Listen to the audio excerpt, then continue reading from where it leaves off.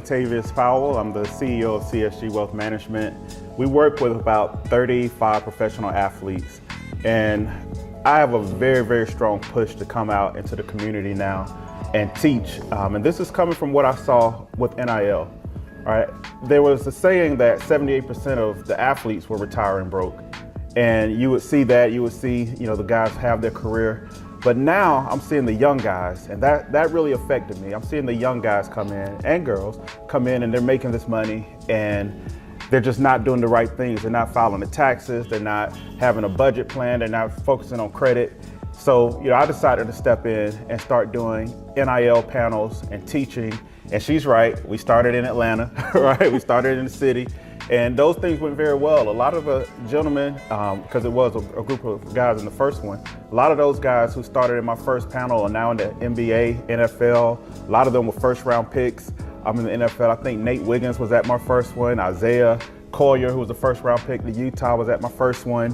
A lot of guys who are now, top players in NCAA football and basketball, like KJ Bolden from UGA. All these guys were at, who's also a client, but all these guys were at my first seminar. And we've done a few more in the city, and I thought we need to bring this to Henry County. Yeah. And I want a bigger push. I want to get the schools involved. I want to get the coaches involved, because these kids are going off and they're getting the money, but they're not getting the knowledge.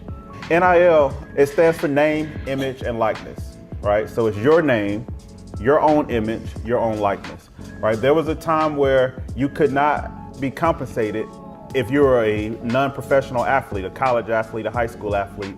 There was a time that you couldn't be compensated whatsoever for the use of your own name, image, and likeness, but your school, your college could. Right, you could, if you signed a jersey, or if you signed your name and was compensated in any way for that, you would get kicked off the team, you would lose your eligibility, but you could walk into your store, your bookstore, and the school is selling your jersey at a premium.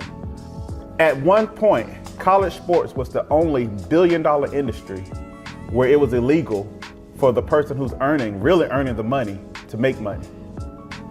And this NIL thing didn't come easy.